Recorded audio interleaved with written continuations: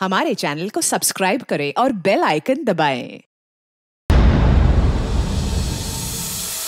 रश्मि चौधरी की जिंदगी से जुड़े सभी लोग अब संदेह की रडार में हैं, जहां उसके अतीत, उसके वर्तमान सबको इन्वेस्टिगेट किया जा रहा है और हर व्यक्ति की तहकीकात में जुर्म करने का एक मुमकिन कारण सामने आने वाला था। इनमें से ऐसा कौन था जो रश्मि के गायब होने का कारण था?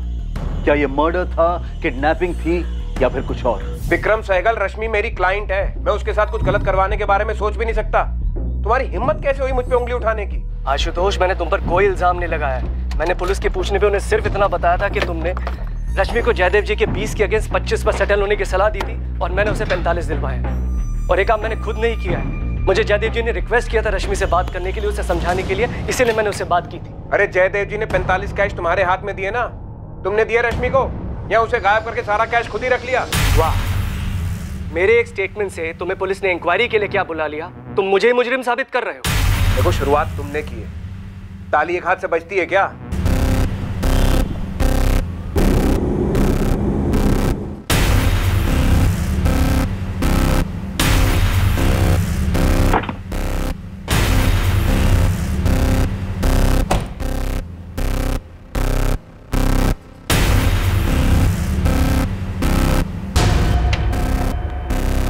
मुझे तुमसे बात करनी है। सचिन, बाहर जाओ और सेट पे कह दो कि निखिल सर को आने में थोड़ा टाइम जाएगा। वो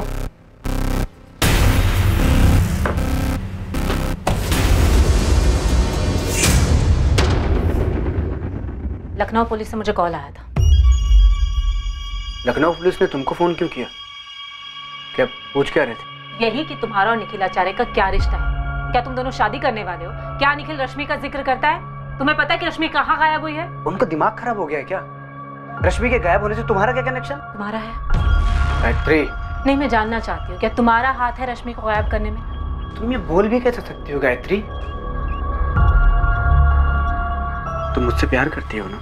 निखिल, प्यार अपनी जगह पे है, पर इन सब में मेरा नाम आया। जानते हो इसका मतलब क्या है? मेरे पेरेंट्स मुझसे सवाल पूछेंगे, माय फैंस, मीडिया सब यही कहेगा कि हाईएस्ट टीआरपी शो बेजुबा की मेन हीरोइन गायत्री एक मर्डर एक्यूज निखिल आचार्य से शादी। एक मिनट, मर्डर एक्यूज? मिसिंग से मर्डर एक्यूज? दिमाग खराब हो गया उनका? तुम इतना रिएक्ट क्यों कर रही हो यार? रश्मि ने तुम पे डोमेस्टिक वायलेंस का केस किया है, जिसके चलते तुम्हें डाइवोर्स नहीं मिल रहा और उसकी वजह से हम दोनों की शादी नहीं हो पा रही। तो ये रीजन लग रहा है पुलिस को? सच बताओ कि रीजन क्या है? पुलिस मुझे हिंट दिए जा रही है कि रश्मि को रास्ते से हटाने के लिए तुमने उसका मर्डर कर दिया। उन्होंने लाइफ को कोई क्राइम शो या थ्रिलर फिल्म समझ रखा है क्या? Perfect murder, a mystery. ये स्क्रिप्ट आशीष ने तुम्हें ऑफर की? हाँ की। तो ये कि पुलिस मुझे कह रही थी कि रश्मि के केस की कहानी और वो स्क्रिप्ट बहुत मैच करती है जो तुम्हें ऑफर हुई है। ये क्या कर रहे हो तुम आशीष के साथ? हाँ,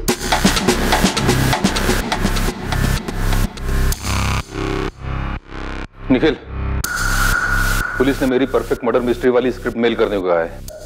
और कुछ पूछा? नहीं, पहले मुझे ये बता कि तूने किया क्या है। अरे क्या करूंगा मैं यार? अपनी वाइफ को गायब करवाऊंगा, मार डालूंगा उसे। मुझसे पूछ रहा है या मुझे बता रहा है तू? सोच रहा हूँ आशीष। एक मशहूर कहावत है कि किसी चीज को शिद्दत से चाहो तो तुम्हें उसे दिलाने में पूरी कायनात साजिश करती है। अपनी डायलॉग बाजी अपने पास रख तू। मुझे तो ये बता कि तू कौन से साजिश में इन्वॉल्व है, सच बोल।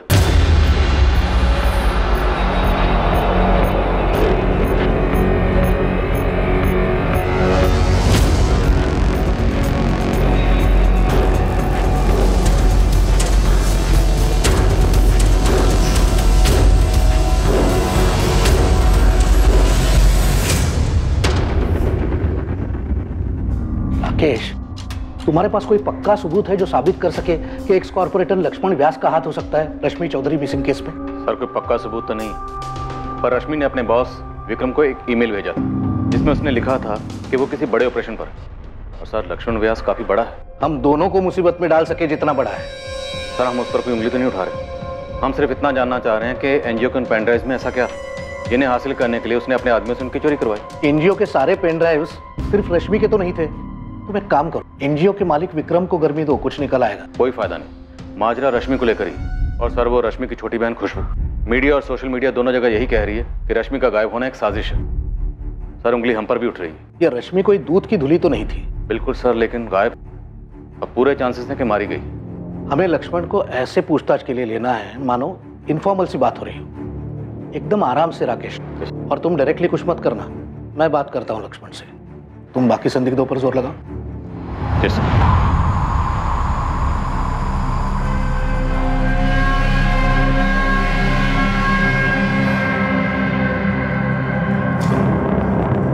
आंचल, मैं आज ऑफ ले रही हूँ। थोड़ी तबीयत खराब है और मैं बहुत ज़्यादा परेशान हूँ। सॉरी।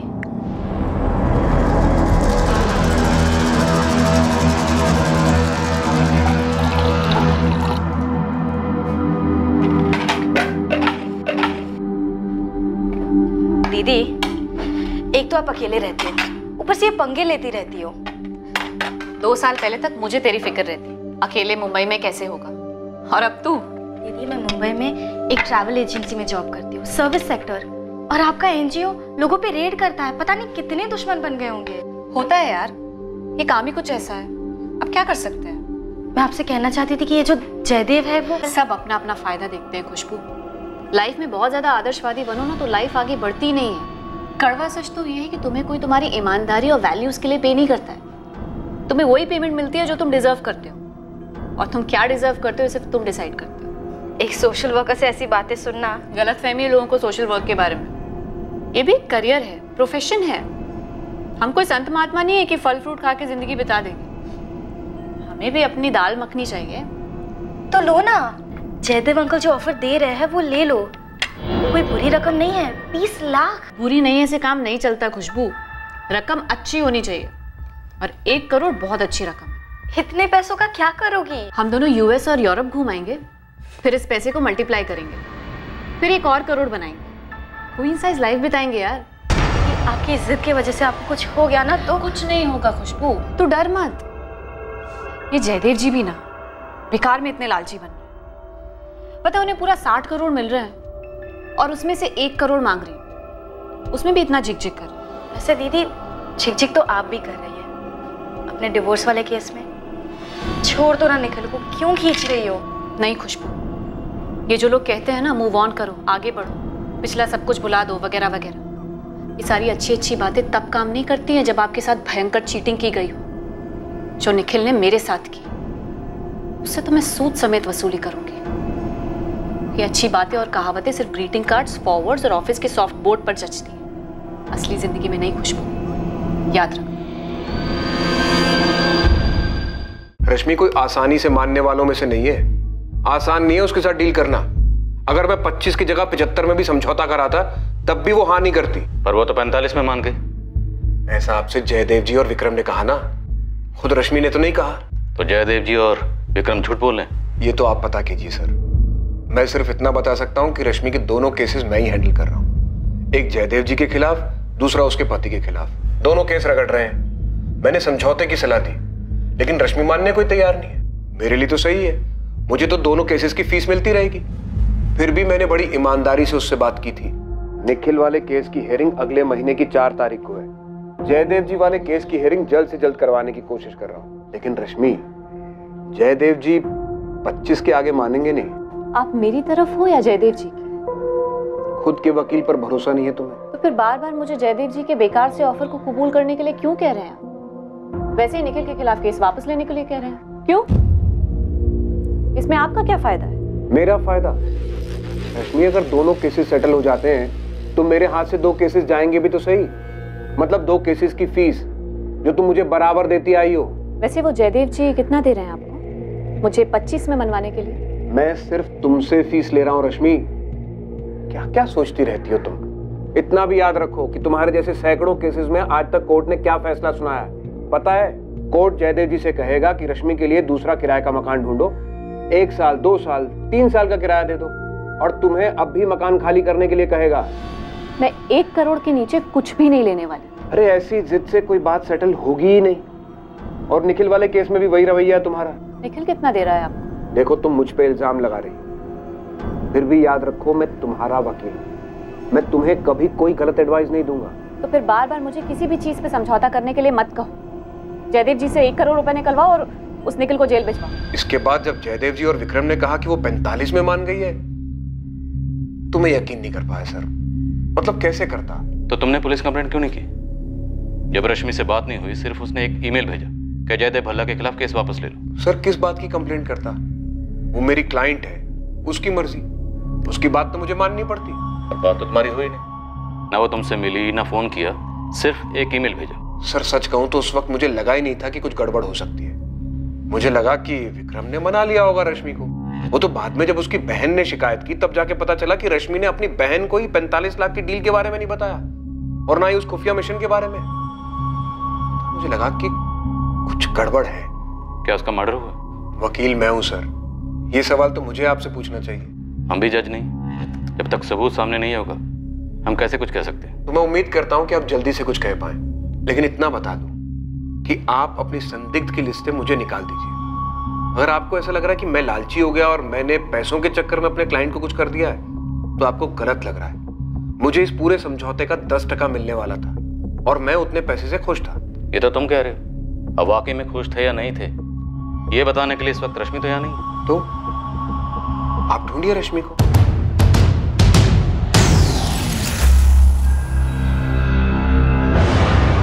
यह आशुतोष राय बहुत ही छोटे लेवल का वकील है। छोटे मोटे क्रिमिनल के बेल केसेस, ट्रैफिक वाले केसेस, ऐसे ही केसेस आते हैं इसके पास। छोटा सा ऑफिस है, वो भी किराए का, खुद का ऑफिस भी नहीं है उसके पास, लेकिन बड़े बड़े अरमान है इस वकील के। पिछले 10 साल से है मैदान में, बड़े बड़े क्रिमिनल केसेस लेना चाहता है लेकिन कोई उसे केस देता ही नहीं है। तो रश्मि को इस वकील में ऐसा क्या दिखा? रश्मि के डोमेस्टिक वायलेंस केस में ऐसा क्या था? और ये सेटलमेंट 10% बोल रहा है, मतलब 25 लाख पे 2.5 लाख। अब उसके लिए तो जैकपॉट ही होगा ना। जयदेव और विक्रम बोल रहे हैं कि 45 लाख थी, तो जैकपॉट डबल। सर, लक्ष्मण व्यास के ऑफिस से कॉल था, मिलकर बात करने की परमिशन दी है। गुड। उन पेनड्राइव्स में क्या था, कुछ पता चला? अभी तक तो नहीं साहब, लेकिन पक्का कोई एटम बम होगा जो इस लक्ष्मण पे फटने वाला था। हो सकता है रश्मि चौधरी से ब्लैकमेल कर रही हो। अजीब शख्सियत है, एक तरफ समाज सेवा, दूसरी तरफ मेवा। रश्मि चौधरी को गायब हुए अब पूरा 1 महीना बीत चुका था। इन्वेस्टिगेशन टीम अब यही मानकर चल रही थी कि वो अपने हालात की विक्टिम थी, जिसमें कई लोग थे जिन्हें रश्मि की गैर मौजूदगी से फायदा हो सकता था। और अब एक नए एंगल को टटोला जा रहा था, ये पता करने के लिए कि क्या सच में रश्मि चौधरी की हत्या कर दी गई थी। शैलेश, रश्मि किस चीज पर काम कर रही थी? पूरी संभावना है सर, इस रश्मि ने लक्ष्मण व्यास पे कोई स्टिंग किया था, तभी वो लोग पेनड्राइव के पीछे पड़े थे। तो पर उसने मुझे क्यों नहीं बताया? प्रकाश सेठ चोरियों की फैक्ट्री वाले स्टिंग के बारे में कहाँ बताया था? वो तो हमें दूसरों से ही पता चला था ना। अच्छा, ये जो चोरी हुई थी पेनड्राइव, तुमने उसकी लिस्ट बनाई है? हाँ सर, लेकिन उसमें एक भी पेनड्राइव रश्मि का नहीं था। सर, रश्मि अपना कोई भी सामान ऑफिस में छोड़ती नहीं थी।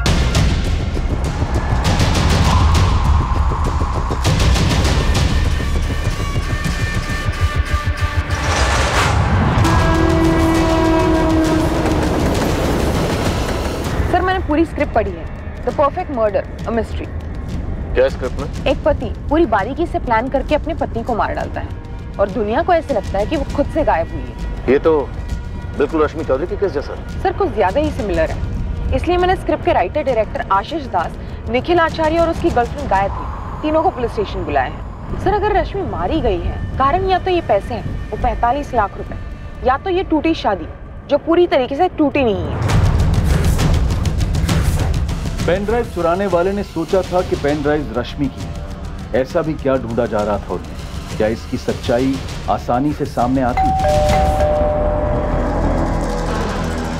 देखिए इंस्पेक्टर राकेश, जो पूछना है जल्दी पूछिए, क्या है कि मुझे एक मीटिंग में जाना है। डीसीपी साहब ने फोन किया था, इसलिए मैं आपको समय दे रहा हूं। पूछिए, क्या पूछना है बताइए। लक्ष्मण जी, आप रश्मि चौधरी को कैसे जानते हैं? देखिए, हम दोनों समाज के लिए काम करते हैं, इसलिए कभी कभार मुलाकात भी हो जाती है और एक दूसरे की मदद भी हो जाती है। लेकिन अभी वो जो बाल मजदूरी के लिए काम कर रही है ना, इसके लिए बड़ी कदर करता हूँ उसकी। सर, जिस एनजीओ में रश्मि चौधरी काम करती है वहाँ हाल ही में एक चोरी हुई और वहाँ से पेन ड्राइव चुरा गए, सिर्फ पेन ड्राइव। ये तो बड़ा अजीब बात है। सर, हमारे सोर्सेज ने बताया कि पेन ड्राइव्स की चोरी हमने चोरी करवाई, हमने करवाई है पेन ड्राइव की चोरी। क्या मैडम, आप भी अजीब बात करती हैं। ये 100-150 रुपया में पेन ड्राइव मिलता है और उसकी चोरी मैं करवाऊंगा? इसी के लिए आप आई है क्या? इतना समझ नहीं है मेरे पास। इसने आपके आदमी बलवीर का नाम लिया है। क्या मैडम, वही सोर्सेज की बात आप करती हैं? अरे हमारे बहुत विरोधी हैं, तो कुछ भी कहेंगे तो उसके पीछे मैं भागता रहूं? इंटरनेट पर बहुत तरह की बातें होती हैं, तो सबका जवाब देता फिरूं क्या मैं? है? और रही वो पेन ड्राइव की बात, मैम उस पेन ड्राइव में ऐसा कुछ नहीं है। सर आपका ज्यादा वक्त नहीं लूँ, सीधा सवाल पूछता हूँ। पूछिए। उन पेन ड्राइव्स में ऐसा क्या है जो आपके लिए खतरा हो सकता है, जिसकी वजह से रश्मि चौधरी गायब हुई? देखिए रश्मि चौधरी गायब हुई इसका बहुत दुख है और उम्मीद करते हैं कि आप जल्द से जल्द उनको ढूंढ भी निकालेंगे। और रही पेन ड्राइव की बात, तो पेन ड्राइव में हमारे खिलाफ कुछ हो ही नहीं सकता।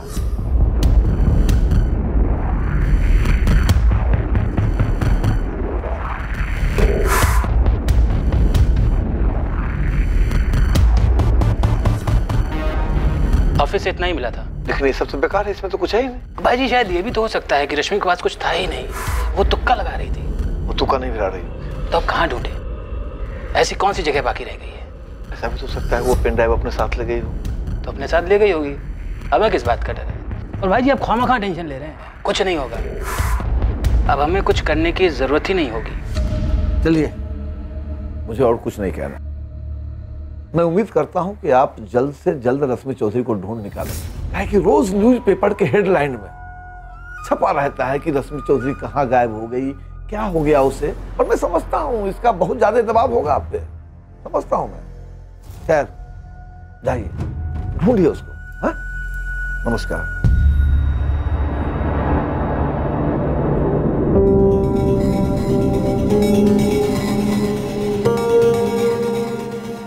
सर जी।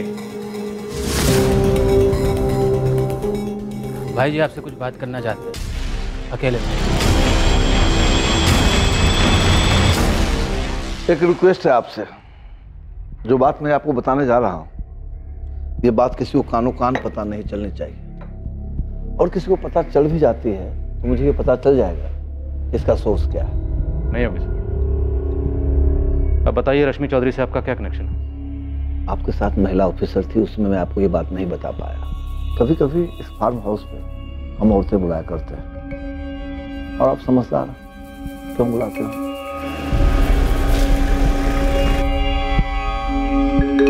और इसके बदले में उनको अच्छी खासी रकम भी देता हूँ, वो भी कैश में, ताकि वो मुंह न खोलें। रश्मि चौधरी भी? पता नहीं रश्मि चौधरी क्या खेल खेल रही थी। वह यूं यहाँ लाई गई किसी एक औरत ने पूरा पेमेंट लेने के बाद भी हमको धोखा दिया।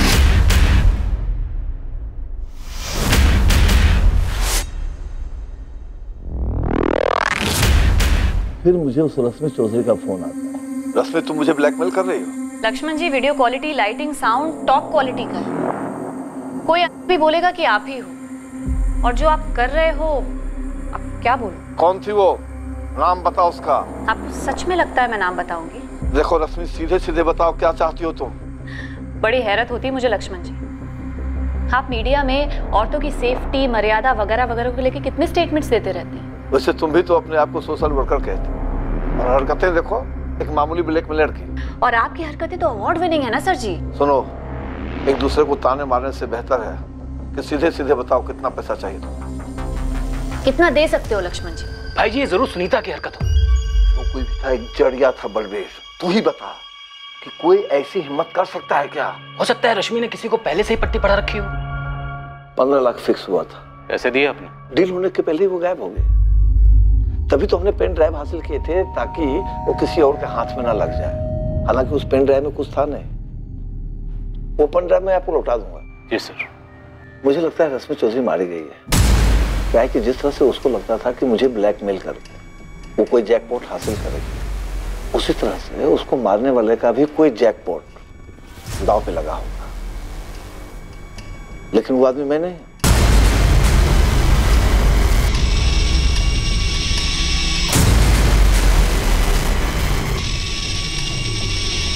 डीसीपी साहब, हमने सारी बात आपके इंस्पेक्टर को साफ साफ बता दिया। इसके बाद इस केस में हमारा नाम आना ही नहीं चाहिए।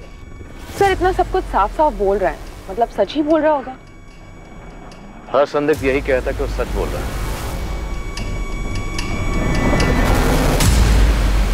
मानते हैं सर इसमें हमारी गलती है, लेकिन ये तस्वीर हमारे पास सिर्फ 2 हफ्ते पहले ही आई। तब तक वो लवारिस लाश हम सबके दिमाग से उतर गई थी। और वो लवारिस लाश रश्मि चौधरी की थी? जी सर, लेकिन अंश हमने बचा के रखे ताकि डीएनए टेस्टिंग में काम आ सके। तो मैं रश्मि चौधरी की बॉडी 22 जुलाई को मिल गई थी, जबकि उसकी मिसिंग कंप्लेंट 29 जुलाई को फाइल की गई। 7 दिन। 7 दिन तक किसी को पता नहीं था कि रश्मि चौधरी कहाँ है और उसके साथ क्या हुआ है। 29 जुलाई को उसकी मिसिंग कंप्लेंट उसकी छोटी बहन खुशबू ने फाइल की थी। वही तो सर, काफी दुर्भाग्यपूर्ण है।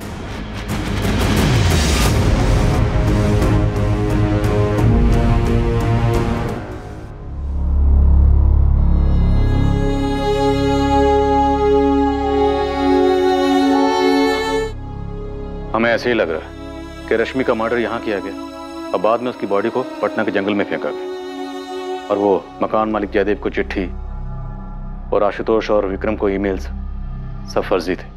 किसी और ने तुम्हारी दीदी के अकाउंट से वो मेल्स भेजे होंगे और आप लोगों को इसकी भनक तक नहीं लगी। सॉरी खुशबू, हमारे कोऑर्डिनेशन में कमी रही। किसने मारा मेरी दीदी को वो अभी पता नहीं चला है और हम कातिल को जल्दी ढूंढ लेंगे। मैं बार बार कहती रही कि मेरी दीदी की जान खतरे में हो सकती है, लेकिन खुशबू मैं मानता हूं हमारी गलती थी और हम शर्मिंदा हैं, लेकिन जिस दिन तुम हमारे पास अपनी दीदी की मिसिंग कंप्लेंट लिखवाने आई थी, तुम्हारी दीदी रश्मि का मर्डर उससे पहले हो चुका था। इतने दिनों से मैं इस ख्याल को आने से रोकती रही, फिर भी आ ही जाता था कि कहीं दीदी के साथ कुछ गलत तो नहीं हुआ होगा, और अब पता चला है कि ऐसा वाकई में हुआ था। सिर्फ संदिग्धों की लिस्ट से काम नहीं चलेगा, मुझे अरेस्ट चाहिए। सर इतना तो पक्का है, जो भी है रश्मि से जुड़ा हुआ है कोई, और मोटिव भी पर्सनल से जुड़ा हुआ है। तो जल्दी से जल्दी अरेस्ट करो कातिल को। मैंने सारे स्टेटमेंट्स पढ़े हैं, निखिल आचार्य का नाम है इसमें। जो सर ये अभी भी हमारे राडार में है। एक्टर वैक्टर है क्या? जी सर। इसमें किसी द परफेक्ट मर्डर मिस्ट्री नाम की स्क्रिप्ट का जिक्र है। सर ये फिल्म निखिल को ऑफर हुई थी। कोई टेक्निकल सबूत है जो इस मर्डर से निखिल को जोड़ता हो? सर ऐसा कोई टेक्निकल सबूत तो नहीं है हमारे पास जो उसे मर्डर से जोड़ता हो। फिर भी उठाओ उसे, मुझे लगता है उसी का हाथ होगा। एक क्राइम शो या मूवी देखी होगी या काम किया होगा और सोचा होगा फिल्मों में हो सकता है तो रियल लाइफ में क्यों नहीं। सर अगर इस निखिल को तोड़ना है तो उसके साथ गेम खेलना होगा। तो खेलते हैं, तो बुलवाते हैं उसी से सब कुछ। क्या रश्मि चौधरी का कत्ल वाकई में उतना परफेक्टली प्लान था जितना नजर आ रहा था? अगर निखिल का हाथ था तो उसका पता करने के लिए निखिल के इर्द गिर्द के लोगों को टटोला गया, उन्हें उकसाया गया। देखिए मैम, आप मुझे डरा रही हैं। परफेक्ट मर्डर और मिस्ट्री की कहानी और निखिल की कहानी कुछ ज्यादा ही सिमिलर है। देखिए मैम, मुझे नहीं लगता कि निखिल मुझसे शादी करने के लिए अपनी एक्स वाइफ का मर्डर करेगा। एक्स नहीं, सेपरेटेड। Yes, separated wife. वो तो तुम कहोगी ही, लेकिन उसके सारे इरादे और प्लानिंग स्क्रिप्ट में। उसने स्क्रिप्ट पढ़ी और अपने प्लान को अंजाम दिया। देखिए आप जिस स्क्रिप्ट की बात कर रही हैं वो तो मैंने पढ़ी भी नहीं है। ऐसा कैसे मुमकिन है कि तुम्हारी स्क्रिप्ट का हीरो दरअसल विलन कहना चाहिए? नहीं, विलन ऐसे प्लानिंग करता है कि दुनिया को लगे कि उसकी बीवी उससे कहीं भाग गई। फिक्शन है सर, टोटल काल्पनिक। और इस फिक्शन के लिए तुमने चुना भी तो किसे? निखिल आचार्य को, जिसकी खुद की जिंदगी इस कहानी का आईना है। सर प्योर कोइंसिडेंस, महज इत्तेफाक है। और क्या हो सकता है मुझे बिल्कुल आइडिया नहीं, सच बता रहा हूँ। हमारी स्क्रिप्ट में तो वाइफ की लाश नहीं मिलती, पर रियल लाइफ में मिल जाती है। सर आप ये सोच रहे हैं कि निखिल ने मेरी स्क्रिप्ट पढ़ के अपनी वाइफ का मर्डर प्लान किया? इस प्लानिंग में तुम भी शामिल हो सकते। सर सच तो ये है कि ये मेरी ओरिजिनल स्क्रिप्ट है ही नहीं। एक हॉलीवुड फिल्म की कहानी मैंने कॉपी किया है। और दूसरी बात ये सर कि जब मैंने स्टोरी निखिल को बताई तो मुझे पता ही नहीं था, बिल्कुल नहीं आइडिया था कि उसकी पर्सनल लाइफ में क्या चल रहा। सच बता निखिल ने तुम्हारी इस हॉलीवुड की कहानी को डॉक्यूमेंट्री फिल्म बना दी। सर आप मेरी बात का बिलीव करो, सच बता रहा हूँ, मुझे बिल्कुल आइडिया नहीं। और मुझे क्या पता था सर कि कोई मेरी स्टोरी पढ़ के अपनी वाइफ का मर्डर प्लान करेगा।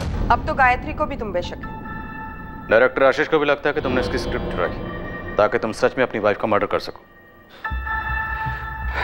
रश्मि के बारे में सुन के मुझे दुख है, और उतना ही दुख इस बात का है कि मेरा नाम मीडिया में उछला है, और इस बात का मेरे करियर पे कितना बुरा असर हुआ है। आप लोगों को आइडिया भी है? करियर की इतनी फिक्र होती ना तो मर्डर का रास्ता कभी ना चुनते।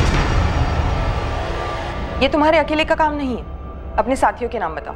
किसी ने मुझे क्राइम स्टोरी सुनाई और इत्तेफाक से रश्मि के साथ ऐसा हुआ, तो आप लोगों ने 2 और 2 4 जोड़ लिए। आप लोगों को एहसास भी है कि आप लोग स्क्रिप्ट राइटर बन गए हो। लाश को पटना कैसे ले जाया गया? तो मकान मालिक जयदेव भल्ला वो भी शामिल है? देखिए सर, मुझे सिर्फ इतना पता है कि मैं इन्वॉल्व नहीं था, और रश्मि न जाने कितने पंगों में इन्वॉल्व थी। मुझे डिवोर्स ना देना, मकान मालिक का घर ना छोड़ना, न जाने कितने स्टिंग, कितने ब्लैकमेल्स, मतलब उसके कत्ल के दर्जनों कारण हो सकते हैं। परफेक्ट मर्डर अ मिस्ट्री, उसका किरदार अजय भी ऐसे हालात पैदा करता है ताकि दुनिया को ये लगे कि उसकी बीवी के भागने के दर्जनों कारण हो सकते हैं। मैं उस वक्त लखनऊ में था ही नहीं। आपने अपने फोन रिकॉर्ड चेक किए होंगे, एयरपोर्ट और स्टेशन के सीसीटीवी फुटेज भी चेक किए होंगे।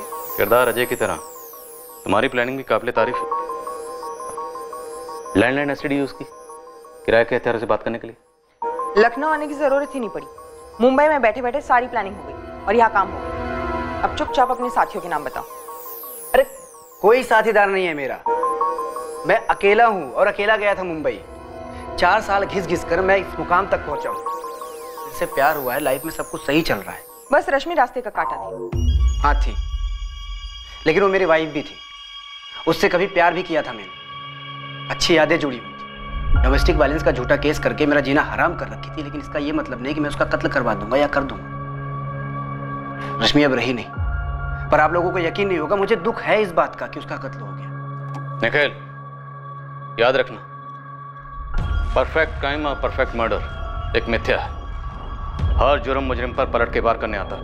ये डायलॉग मैंने कई बार सुना है और कई बार बोला भी है, लेकिन मैं जो आपको बोलने जा रहा हूं ना, वो ना तो आपने कभी सुना होगा और ना ही बोला, और आपने सोचा भी नहीं होगा, क्योंकि आप सिर्फ उन लोगों को टटोल रहे हैं जिनका मसला रश्मि के साथ था। आपकी नजर वहां गई नहीं जहां कोई मसला नहीं था। क्या कहना चाहते? साफ साफ बोलो। खुशबू, रश्मि की प्यारी बहन खुशबू चौधरी, कत्ल हुआ, लाश ठिकाने लगी। उसके 4 दिन बाद मैडम खुशबू आप लोगों के पास आती हैं और चारों दिशाओं में फायर करती है। मेरी तरफ, जयदेव जी की तरफ, एडवोकेट आशुतोष की तरफ, उसके एनजीओ के बॉस विक्रम की तरफ, स्टिंग ऑपरेशन की तरफ, और फिर ये सभी एक दूसरे पर निशाना साधते हैं। पर मैडम खुशबू वो आपकी रडार से पूरी तरह बाहर रहती है। तो तुम ये कह रहे हो कि इस खुशबू और रश्मि के बीच कोई छुपा हुआ मसला था? या ये एंगल तुम्हारी स्क्रिप्ट की उपज है? यही एक एंगल है जो स्क्रिप्ट में नहीं है इंस्पेक्टर। स्क्रिप्ट में नहीं है तो क्या नया एंगल जोड़ रहा है?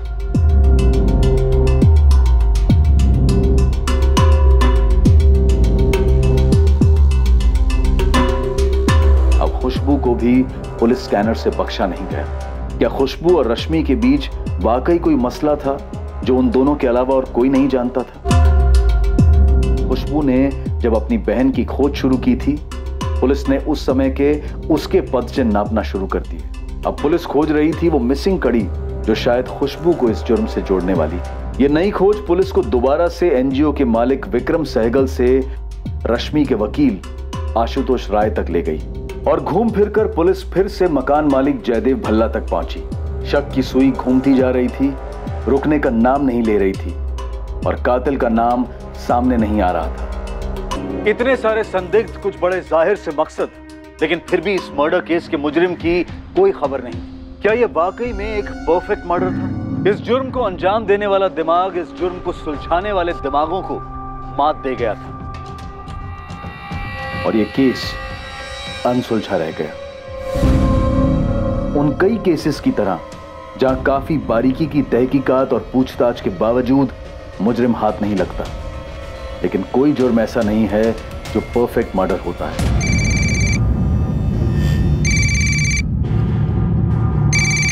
इंस्पेक्टर राकेश अधिकारी। जय सर, सब इंस्पेक्टर मोहित यादव बोल रहा हूँ, क्राइम ब्रांच से। कैसे मोहित? सर मैं एक केस हैंडल कर रहा था जिसमें मुझे कनेक्शन मिला और एक केस का। इन्वेस्टिगेशन के दौरान पता चला वो केस तो आपका था, वो रश्मि चौधरी मर्डर केस।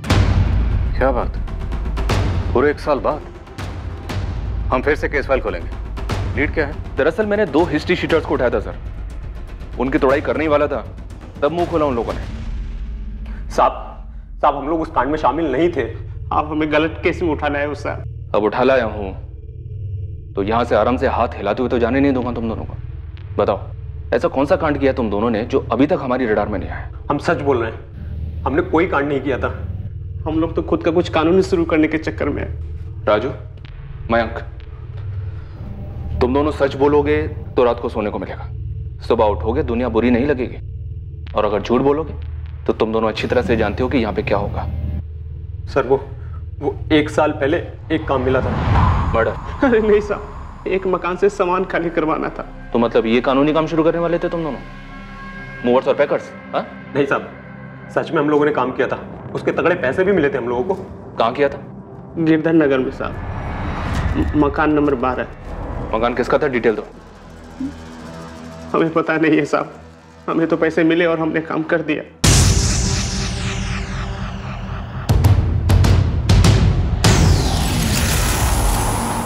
मुझे झूठ से ज्यादा नफरत आधे सच से। सच बोलो, कांड क्या था? साहब यही सच है, हम लोगों को नहीं पता कांड क्या था। साहब हम लोग जो अंदर गए तो मकान खाली था, हमने सामान लिया और गाड़ी में रखा और चल दिए। मकान की चाबी और पैसा किसने दिया तुम्हें? उन लोगों ने रश्मि चौधरी का घर 19 जुलाई की रात 20 जुलाई की सुबह खाली किया था, और 20 की सुबह को ही मकान मालिक जयदेव भल्ला को रश्मि की चिट्ठी और लिफाफे में मकान की चाबी मिली और अंदर से मकान पूरा साफ। तो मोहित, इस राजू और मयंक को यह काम सौंपा किसने था?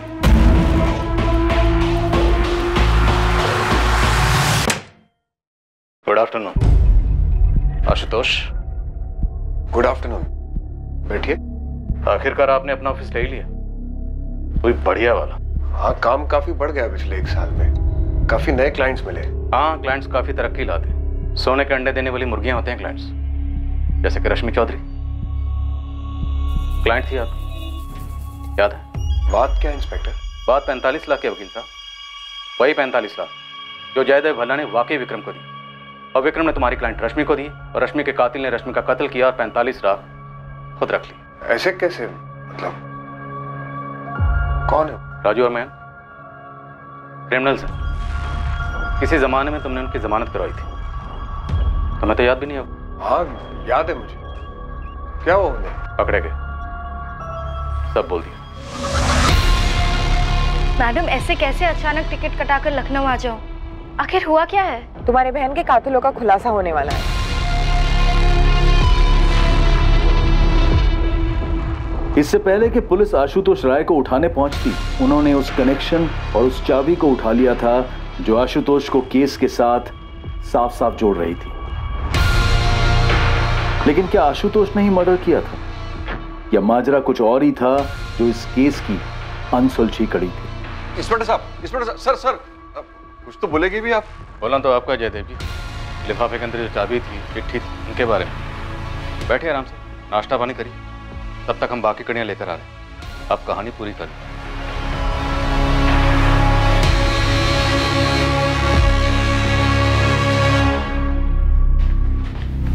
शैलेश शर्मा, चलो तुमसे जरूरी बात करनी है। चलो। क्या हुआ मैम, क्या बात है? रश्मि चौधरी मर्डर केस में एक ब्रेक थ्रू मिला है विक्रम जी।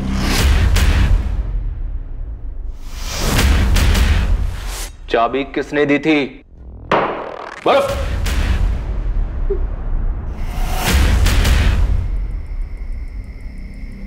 आज के आज करना है, लैपटॉप मेरे हवाले करना, बाकी सारा सामान कहीं जला दो, कहीं फेंक दो, कुछ भी करना करो, लेकिन यहाँ लखनऊ में नहीं।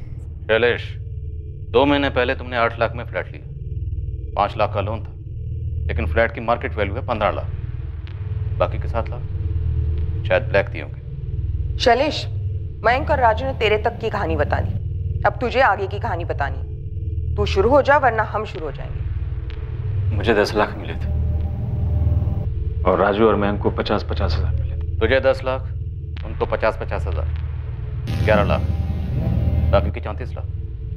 34 लाख किस किस में बटे? सर कौन कौन शामिल थे मुझे नहीं पता, पर मुझे पैसे वकील आशुतोष राय ने दिए थे। हमने इस केस की सारी कड़ियां जोड़ी सिवाय से एक कड़ी की, शैलेश शर्मा, जो रश्मि चौधरी के ऑफिस में काम करता था। उसे भी रडार में लाते तुम तक 1 साल पहले ही पहुंच जाते। 1 साल से एक केस अनसुलझा रहा है इंस्पेक्टर। कितना जरूरी है कि वापस इस फाइल को दोबारा खोला जाए। हम बात कर सकते हैं? हाँ जरूर बात होगी, लेकिन रश्मि चौधरी के कत्ल को लेकर। कत्ल क्यों हुआ, कैसे हुआ और कितने लोग शामिल थे? 60 लाख? 60 लाख? अरे बड़ी मुश्किल से 60 पर मान गई है। देखो तुम दोनों जानते हो ये केस तो मैं ही जीतूंगा, सिर्फ मेरा टाइम का नुकसान हो रहा है। इस केस की वजह से मेरे मौजूदा बिल्डर की दिलचस्पी जा सकती है। कुछ तो उपाय निकालो भाई, सबकी लाइफ खराब हो रही है। देखिए जयदेव जी, मेरे साथ तो 60 के नीचे नहीं जाएगी, और आपके साथ तो 1 करोड़ के नीचे नहीं आएगी। उसका बॉस है विक्रम, रश्मि उसे बहुत मानती है। आप अलग से मिलिए उसको। अपनी प्रॉब्लम समझाइए। अच्छा समझदार आदमी है, वो मना लेगा रश्मि। बीच में आप भी ना जयदेव जी, आप भी तो समझदारी दिखाइए थोड़ा। तो प्लान यही था कि जैसे ही रश्मि को 45 लाख मिलेंगे तुम उसे मार डालोगे और सारे पैसे खुद रख लोगे। आशुतोष। हाँ इंस्पेक्टर, यही प्लान था और ऐसा ही हुआ। मैं छोटे मोटे केसेस लड़कर थक चुका था, हाथ में कुछ बचता ही नहीं था। और तुम्हें यहाँ जैकपॉट दिखा? बिल्कुल। देखिए, समझौता कितने में भी होता, मुझे तो 10% ही मिलने वाला था।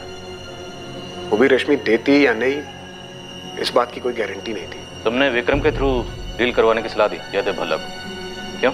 ताकि अगर कभी कोई कुछ गड़बड़ हो तो वो भी शक के दायरे में आए। मैं अपनी तरफ से क्लीन बना रहा। मैंने विक्रम के ऑफिस से शैलेश को भी खरीद लिया। और विक्रम ने मना लिया रश्मि को? हाँ, मना लिया 45 में। ये रहे तुम्हारे 45 लाख, गिन लो। विक्रम, मेरे वकील आशुतोष से ज्यादा भरोसा करती हो तुम पे। वो तो मुझे 25 पे सेटल करने के लिए कह रहा था, लेकिन तुम्हारी वजह से कम इतने तो मिले मुझे।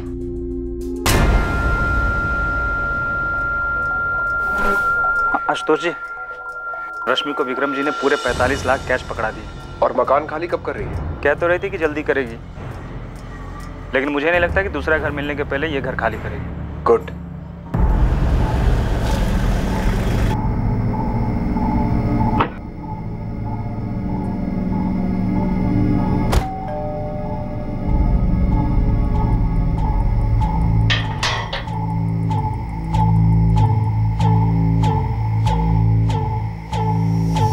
हम केस क्लोज करने की नॉर्मल सी बात कर रहे थे।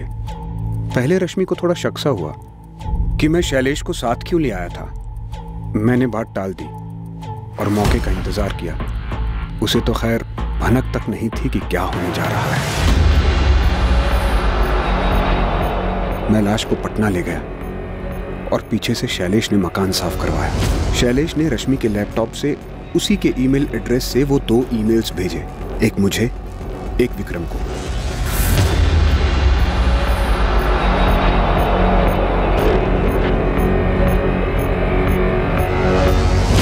मैंने आप लोगों को सब कुछ सच बता दिया। तुम्हारी वाइफ को मालूम है तुमने ये नया ऑफिस कैसे खरीदा? सर, क्यों एक बेचारी औरत का दिल और भरोसा तोड़ना चाहते हैं? कहिए, क्या कीमत लेंगे इस केस को सेटल करने की?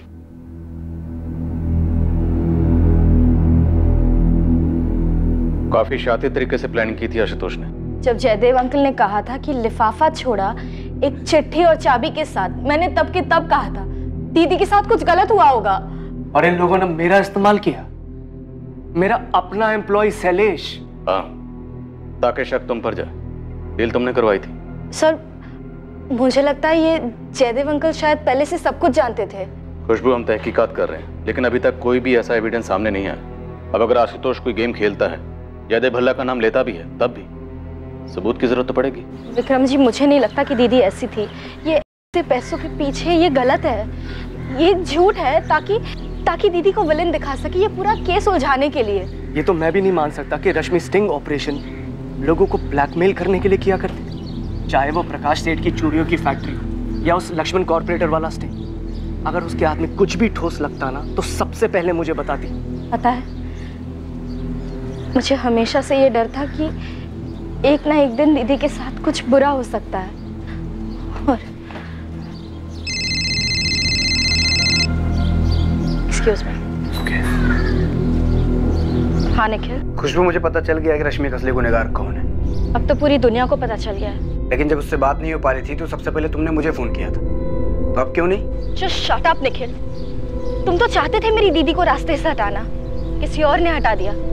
तुमसे ज्यादा खुश कोई और नहीं हुआ होगा। ऐसा नहीं है खुशबू, तुम अभी भी मुझे गलत समझ रही हो। तुम्हारी दीदी से मैंने कभी प्यार भी किया था, सच्चा प्यार। और एक बार दिल से किसी को चाहो ना तो उसके बारे में इतना गलत कभी नहीं सोच सकते हो, कभी नहीं।